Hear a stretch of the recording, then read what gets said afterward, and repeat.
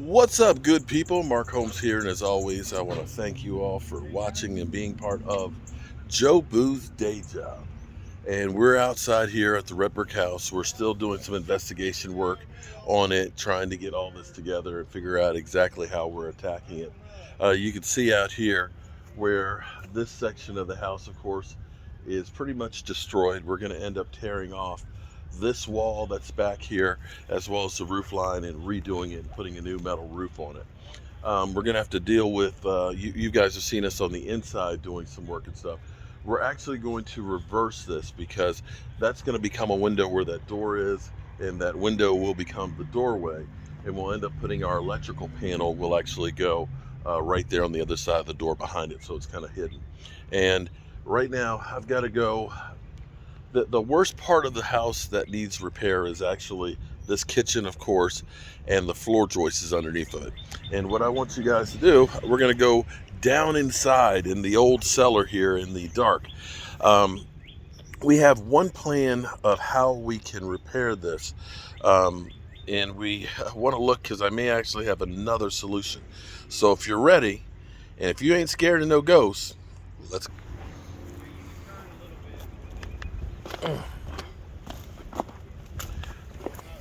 202-year-old cellar that we're in here, guys. And let me turn on the cell phone light. Okay. Not sure why they had all this old glass here, but you can see. Here's our construction. You can see all the old antique heart pine lumber that's up in here, and you can see where they've had the pockets for the wood to go in. Now, a lot of these on this side aren't in too bad a shape. This one has got a little bit of rot on here, and those don't look so bad. Now, you get to some of these where you can see they're not real good. And actually you can see this is the doorway right here. This is the doorway that leads into the other section, because you see the boards go over further. The rest of them you see stop right here. And you can see this one right here. That one doesn't make it there. This piece of wood right here is holding that on here. Now the good thing is these floor pieces are so thick that they're also helping to hold this. I believe that unfortunately this is over 16 foot. So what we're going to have to do, this is the fireplace that's in there. We've got some extra brick, fortunately, that we can use underneath the house. But what we're going to have to do, and what I'm thinking I'm going to do is, we're going to end up having to put a footer right here and then basically run a main beam across here to support all the load. And we'll have to do the same thing over there. Over here, it looks like we might be okay because we actually have this wall right here. So if we can run an LVL all the way down in here, then we can go ahead and put floor joists in place. In fact, sitting here thinking about this, okay. Sitting here thinking about this actually might work up a little bit better than I thought it would. If we end up using the masonry that's right here,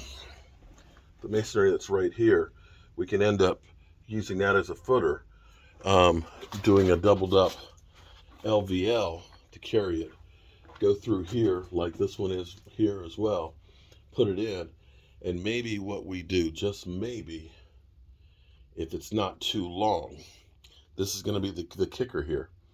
If we can go ahead, because I don't want to remove all these. At first I was looking and saying, let's just take off all of the flooring.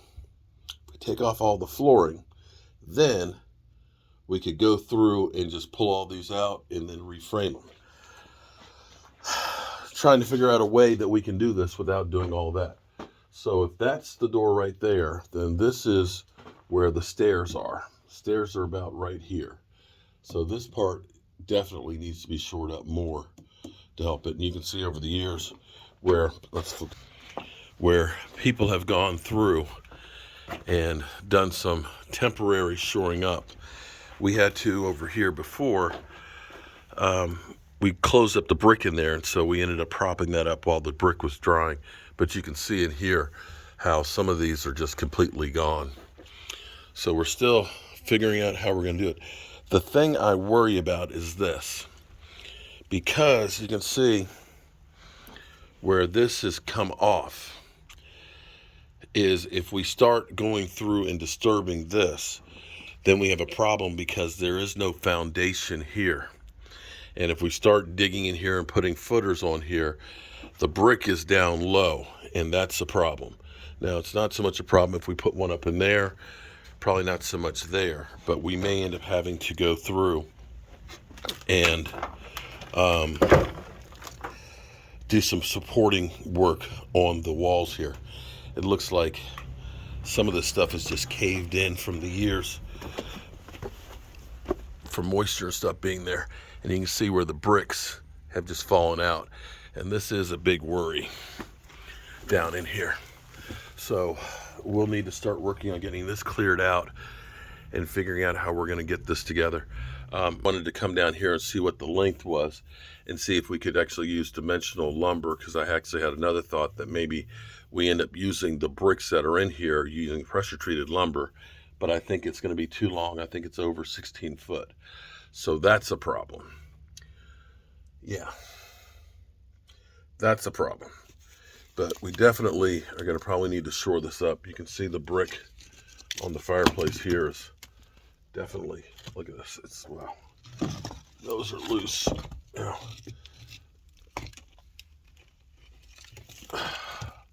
Those seem to be solid right in there. But we're going to definitely need to do some shoring up on here. And this is just as dry as a bone. Okay. Well, let me get measuring in here and seeing what we can do. I wanted to try and save the lumber that's here, but I'm not sure that I'm going to be able to. Not sure that I'm going to be able to save these timbers here, but guys, that was hand cut 200 years ago. It's pretty freaking amazing. It's really freaking amazing. All right, good people. I think I'm going to work on getting, while I'm here today. Like I said, this has been kind of one of those, we're just trying to get some stuff done to start the preliminary process of this. But I'm seeing and realizing that I've got a couple of problems I definitely got to deal with. I think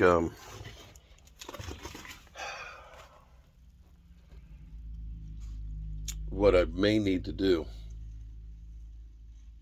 this is going to be more costly than what I was looking at, but to really make sure that this thing stays sturdy, is I may need to go through and build like a retaining wall up on here to hold this stuff and backfill it with the gravel to keep this from crumbling. As this crumbles, this is going to come down. And I think I'm going to need to do the same thing over here if we're going to put those main beams up in here. And we're talking about this being 30 feet across, so we're talking about some big pieces that have to go in here.